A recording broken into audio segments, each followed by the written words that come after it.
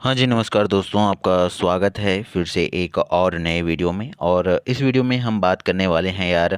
तो ये जो विज्ञापन है कार्यालय मुख्य चिकित्सा स्वास्थ्य अधिकारी जिला सुकमा के द्वारा जारी किया गया है। और ये विज्ञापन जो है आपके 14/10/2025 को जारी किया गया है दोस्तों। तो इस बात का ध्यान रखेंगे कि इसका लास्ट डेट जो है ना, इसका क्या है, लास्ट डेट जो है आपका वो 30/10/2025 को इसका लास्ट डेट है। 30/10/2025 को इसका लास्ट डेट है। 16/10 से इसका फॉर्म भरना चालू हो गया है। और 30/10/2025 तक जो है शाम 5:30 बजे तक जो है आपका आवेदन वहां तक पहुंच जाना चाहिए। यदि आप चैनल पे नए हैं तो चैनल को सब्सक्राइब कर लीजिए और वीडियो को लाइक कर दीजिए ताकि हमारा मोटिवेशन बना रहे और हम आपके लिए जो है ऐसे ही जॉब के अपडेट्स लेकर आते रहें। चलिए बात करते हैं यहाँ पर कौन कौन से पोस्ट हैं और किस प्रकार से आपकी योग्यता यहाँ पर मांगी गई है। तो सबसे पहले देख लेते हैं हम यहाँ पे जो है लैब टेक्नीशियन का पोस्ट। लैब टेक्नीशियन का पोस्ट में जो है 12th पास मांगा गया है यहाँ पे। और वहीं पे मानदेय की बात करें तो 15,000 रुपये प्रति माह मानदेय रखा गया है। अनारक्षित में जो है आपका केवल एक पोस्ट यहाँ पर देखने को मिल रहा है, केवल एक पोस्ट आपको देखने को मिल रहा है दोस्तों। और वहीं पे हम बात करते हैं यहाँ पे, तो लैब टेक्नीशियन में अनुसूचित जनजाति के लिए कोई पोस्ट नहीं है, लेकिन है ना, लेकिन जो है अनुसूचित जनजाति है ना के लिए 7 पोस्ट है। अनुसूचित जाति के लिए, माफ़ कीजिए, अनुसूचित जाति के लिए कोई पोस्ट आरक्षित नहीं है, लेकिन अनुसूचित जनजाति के लिए 7 पोस्ट देखने को मिल रहे हैं। अन्य पिछड़ा वर्ग में जो है एक पोस्ट है। अनारक्षित में कोई पोस्ट नहीं है। अनुसूचित जनजाति में कोई पोस्ट नहीं है। अनुसूचित जाति में कोई पोस्ट नहीं है। अनुसूचित जनजाति में 2 पोस्ट हैं। तो कुल रिक्तियां वर्गवार संख्या में महिलाओं के लिए जो है 2 रिक्ति हैं। और इस प्रकार से हम टोटल रिक्तियों की अगर हम बात करें तो टोटल 9 रिक्तियां यहाँ पर हमें देखने को मिल रही है। चलिए आगे बात करते हैं हम पोस्ट फार्मासिस्ट ग्रेड 2 की। तो फार्मासिस्ट ग्रेड 2 के लिए जो है आपका 12th पास प्लस डी फार्मा या फिर बी फार्मा होना चाहिए। फार्मेसी की डिग्री आपके पास होनी चाहिए। और वहीं पे मानदेय की अगर हम बात करें तो 15,000 रुपये मानदेय बताया गया है। अनुसूचित जाति के लिए एक पोस्ट है। अनुसूचित जनजाति के लिए 10 पोस्ट है और अन्य पिछड़ा वर्ग के लिए एक पोस्ट है। साथ ही यहाँ पर हम देख रहे हैं कि महिलाओं के लिए आरक्षित है 3 पोस्ट, जिसमें अनुसूचित जनजाति के लिए है। आगे हम देखते हैं इसमें जो लोकोमोटर डिसेबिलिटी वाले जैसे कि OA और OL है वो भी फॉर्म भर सकते हैं। मतलब विकलांग लोगों के, दिव्यांग लोगों के लिए भी यहाँ पर फॉर्म भर सकते हैं, निःशक्त लोगों के लिए, ठीक है। और उनके लिए एक पोस्ट है। और इस प्रकार टोटल पोस्ट की बात करें तो 12 पोस्ट हमें देखने को मिल रहा है। वहीं रेडियोग्राफर, रेडियोग्राफर के लिए जो है 12th प्लस एक्सरे इन डिप्लोमा मांगा गया है। और इसमें जो है 15,000 आपका वेतन है। और इसके लिए पोस्ट अनुसूचित जनजाति में 3 पोस्ट है। और टोटल यहाँ पर 3 ही पोस्ट हैं जो कि अनुसूचित जनजाति के लिए आरक्षित हैं, अनुसूचित जनजाति के लिए, ठीक है। आगे हम देखते हैं वाहन चालक का जो पोस्ट है 8th पास प्लस हैवी ड्राइविंग लाइसेंस इसमें मांगा गया है। और 12th पास इसमें वेतन मांगा गया है। आगे हम बात करें अनुसूचित जनजाति के लिए 2 पोस्ट आरक्षित हैं और बस उन्हीं के लिए आरक्षित है और अन्य लोगों के लिए जो है आरक्षित नहीं है। तो ये हो गया वाहन चालक का आपका टोटल 2 पोस्ट। अब आगे हम देखते हैं दंत सहायक चिकित्सक का। दंत सहायक चिकित्सक के लिए जो है 12th पास प्लस डेंटल असिस्टेंट का जो है डिग्री वगैरह मांगा गया है ना। वाहन चालक के लिए दोस्तों हेवी लाइसेंस मांगा गया है ना, उसका ख्याल रखेंगे। और दंत चिकित्सक के लिए डेंटल असिस्टेंट के लिए जो है आपका 15,000 का वेतन है। और ये जो है आपके अनुसूचित किसके लिए आरक्षित है दोस्तों, अनुसूचित जो है अनारक्षित पोस्ट है ना, दंत चिकित्सक का अनारक्षित पोस्ट है। और इसके लिए जो है आपका टोटल एक ही पोस्ट निकाला गया है। साथ ही अब हम बात करते हैं 6वें नंबर के पोस्ट की, जो है RHO महिला या पुरुष के लिए। इसमें आपका 12th पास मांगा गया है और साथ ही 14,000 इसका वेतन होने वाला है। 12th पास प्लस जो है MPW की डिग्री या डिप्लोमा जो भी होता होगा वो मांगा गया है, ठीक है। 14,000 इसका वेतन होने वाला है। अनारक्षित में एक पोस्ट है और वहीं पे हम बात करें तो यहाँ पर हमें अनुसूचित जनजाति के लिए जो है 4 पोस्ट देखने को मिल रहे हैं। कितने पोस्ट देखने को मिल रहे हैं? 4 पोस्ट देखने को मिल रहे हैं। अब आइए बात करते हैं हम इसके लिए। एक और पोस्ट है जो कि अनुसूचित जनजाति के लिए है और वो महिला के लिए आरक्षित है। तो इस प्रकार से टोटल 5 पोस्ट यहाँ पर हमें देखने को मिल रहा है। कितना पोस्ट? 5 पोस्ट देखने को मिल रहा है।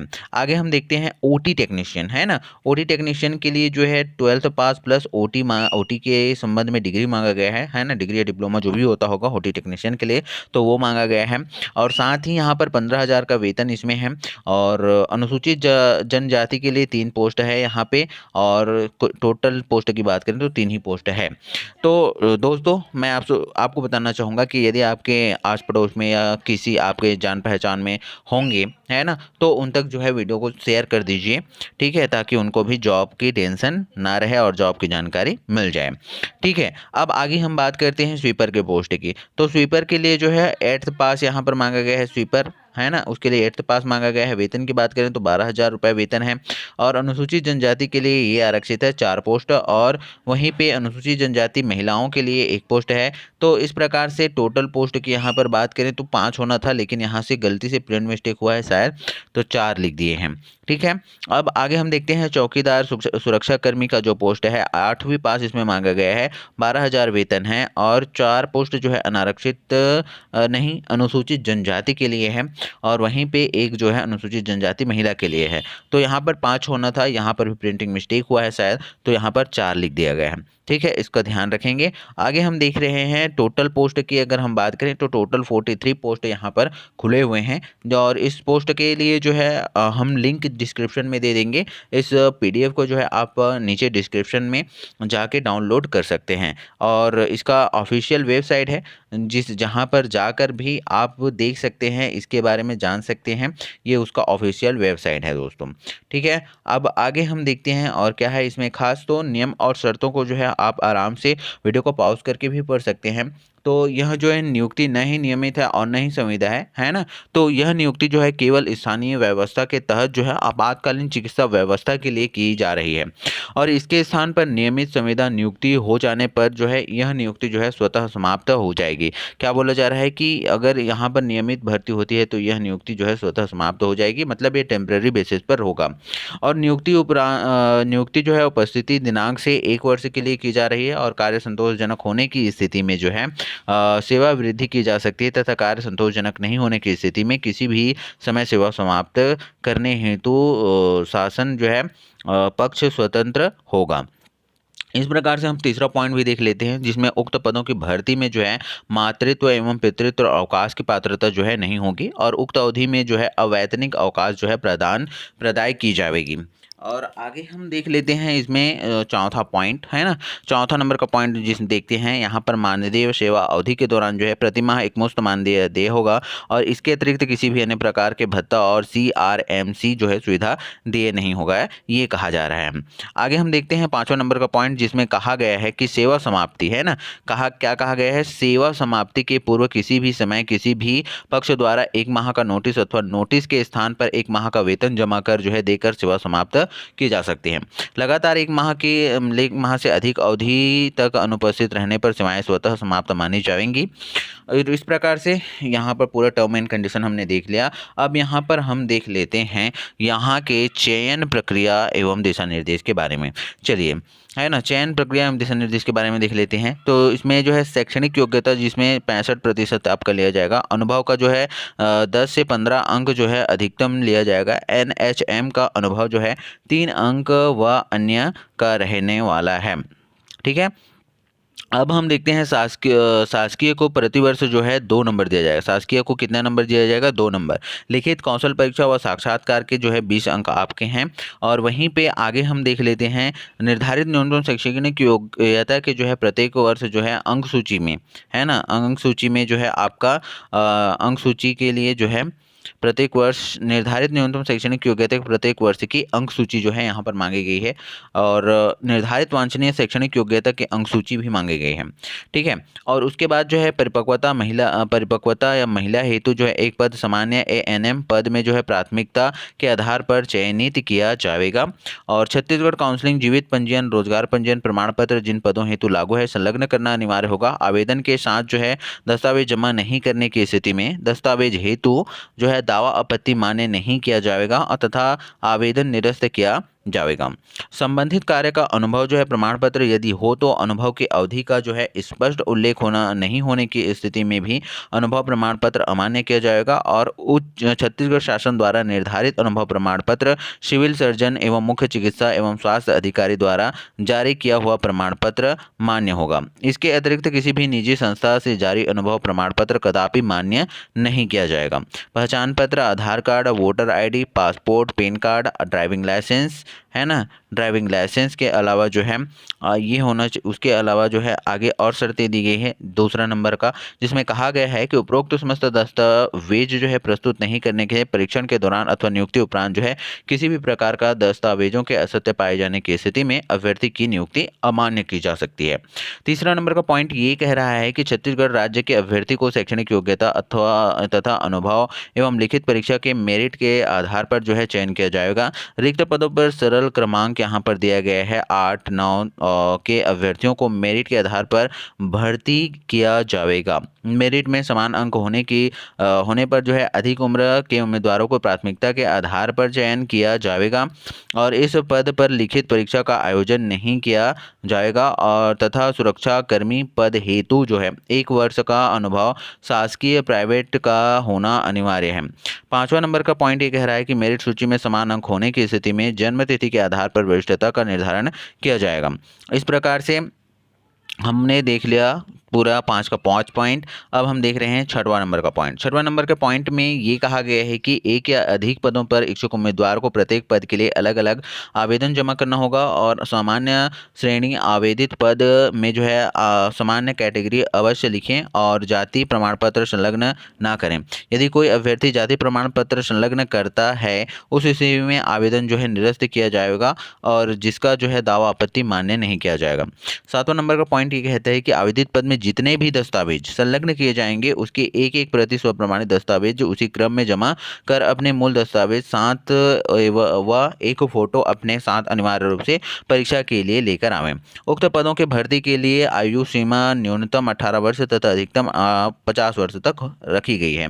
आगे हम देखते हैं मात्र आवेदन करने पर ही जो है किसी का चयन सुनिश्चित नहीं होगा और अंतिम चयन सूची की जारी करने के पूर्व जो है मूल प्रमाण पत्रों की जाँच की जाएगी और इसमें जो है सही नहीं या त्रुटिपूर्ण पाए जाने पर जो है नियुक्ति निरस्त करने का सर्वाधिकार जो है चयन समिति के पास सुरक्षित होगा।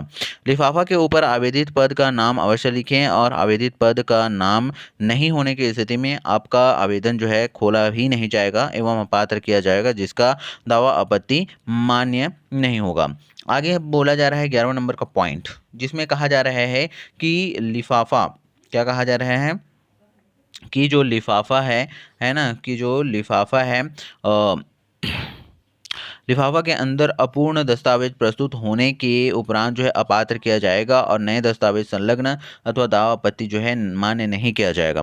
जैसे कि मूल आवेदन पूर्णतः भरा होना चाहिए, जाति प्रमाण पत्र, निवास प्रमाण पत्र, 10वीं 12वीं अंक सूची, जिस पद के लिए आवेदन किया जाता है उसके अनुरूप जो है अंक सूची, छत्तीसगढ़ काउंसलिंग जीवित पंजीयन प्रमाण पत्र, अनुभव प्रमाण पत्र निर्धारित प्रारूप में शासकीय संस्थान के ही मान्य किए जाएंगे। नए दस्तावेज संलग्न हेतु मान्य नहीं किया जाएगा।